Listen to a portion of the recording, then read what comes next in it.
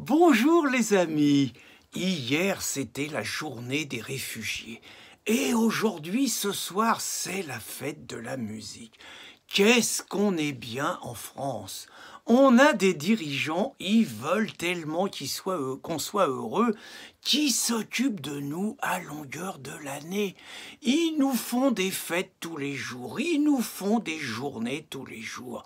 Vous avez la fête des amoureux, vous avez donc la fête de la musique, vous avez la fête de la Saint-Jean, vous avez la fête d'Halloween qui remplace un peu la fête du Mardi Gras, et puis vous avez la fête des pères, vous avez la fête des mères, bon on va remplacer ça par parent 1, parent 2, vous avez la fête des grands-pères, vous avez la fête des grands-mères, vous avez donc grands-parents 1, grands-parents 2, grands-parents 3, grands-parents 4, vous avez bientôt la fête des oncles, la fête des tantes, non, pas toi, bro, ça reste là. Vous avez la fête des sœurs, la fête des frères, la fête de la nature, la fête des voisins, la fête de la gastronomie, vous avez des fêtes tous les jours. Et puis les journées, en dehors des journées de la femme, vous avez la journée des droits de l'enfant, vous avez la sensibilisation des violences faites aux femmes, vous avez la journée de la moule, vous avez la journée de la baleine, vous avez la journée de la rose, la journée du vélo, la journée de la patinette. Mais il faut innover, il faut aller plus loin. Moi, j'attends que Caroline de Haas, elle nous demande la journée du clitoris. Vite. Et puis, il faut quand même penser à la journée des minorités opprimées. Bien évidemment, les musulmans, bien évidemment, les juifs, bien évidemment, les arabes, bien évidemment, les noirs, mais aussi les rouquins. La journée des gros, la journée des maigres, la journée des petits, la journée des grands. Mais aussi, moi, je pense vraiment qu'il faut qu'on pense aux minorités sexuellement opprimées, aux minorités défavorisées. Par exemple, moi, je rêve d'une journée des éjaculateurs précoces. Il y en a beaucoup des éjaculateurs précoces. C'est un problème, c'est une persécution, c'est une oppression. Et naturellement, pour ne pas faire de jaloux, la journée des vaginales frigides du clitoris. Mais aussi, pour ne pas faire de jaloux, la journée des clitoridiennes vaginalement frigides. Bien évidemment, la journée de la pipe. Non, m'embarquez pas avec Chiappa, on en parlera tout à l'heure. Et un ensemble d'autres, je sais que l'imagination au pouvoir, on peut en trouver plein. Alors je sais, certains esprits vont me dire, mais enfin, il y a que 365 jours dans l'année. Eh ben, on fera des matinées, eh ben, on fera des après-midi, et on fera des nuits. On trouvera, il faut que les Français y soient heureux toute l'année. Et puis moi, je les vis ces journées, je les vis intensément. Ainsi, hier, la journée des réfugiés, toute la journée, j'ai été en communion avec les réfugiés. J'ai très peu mangé par solidarité avec eux. Quand j'ai mangé mon melon, je l'ai appelé mon melon des réfugiés. Quand j'ai mangé mon soja qui n'était pas transgénique, je vous rassure, c'était mon soja des réfugiés. J'ai pas touché une goutte d'alcool de la journée, par respect pour les réfugiés et par respect pour leur religion. Et puis, j'ai pas eu de rapport sexuel de la journée aussi, par respect par rapport aux frustrations, parce qu'on les empêche de venir avec leur famille, c'est terrible et tout. Donc, ça a été mon ramadan à moi. Et puis, j'ai pas fait que ça. J'ai fait un poème que j'ai intitulé « Réfugiés de tous les pays, unissez-vous ». Et j'ai encore été plus loin, je suis un petit peu artiste, j'ai fait un tableau, je suis convaincu qu'il va faire un malheur. D'abord, sur mon tableau, il y a un grand titre, « Merci à vous les réfugiés ». Et j'ai fait passer un message puissant. J'ai représenté dans un bateau Donald Trump, Matteo Salvini et Marine Le Pen, méchante, Marine Le Pen donc sur un bateau en train de se noyer. Et j'ai représenté des réfugiés africains sur un grand bateau qui leur jetait des bouées pour qu'ils ne se noient pas, pour les sauver. Et naturellement, j'ai envoyé ce dessin à France Terre d'Asile. Je suis sûr qu'il va faire un malheur.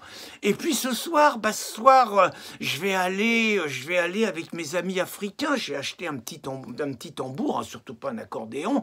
Et puis je vais taper sur mon tambour, tam tam tam tam tam, toute la soirée et toute la nuit, au milieu de mes amis musiciens africains.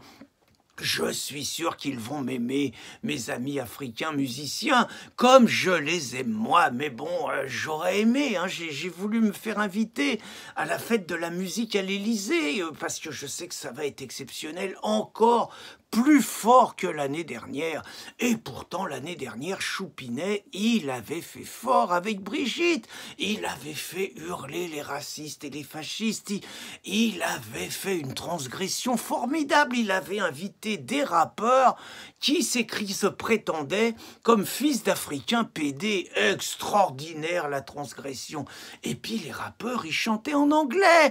Et la Brigitte, elle se dandinait. Alors bon, il y a toujours les gens qui veulent gâcher la fête, ils ont traduit les paroles qui étaient chantées. Alors bon, ils ont chanté « Ce soir, brûlons cette maison, brûlons-la complètement ». C'est vrai, on était à l'Élysée, c'est un peu embêtant, mais bon, ils l'ont pas fait. Ils l'ont pas fait avec des mauvaises intentions. Puis ils ont chanté aussi « Ne t'assieds pas, salope, s'il te plaît ».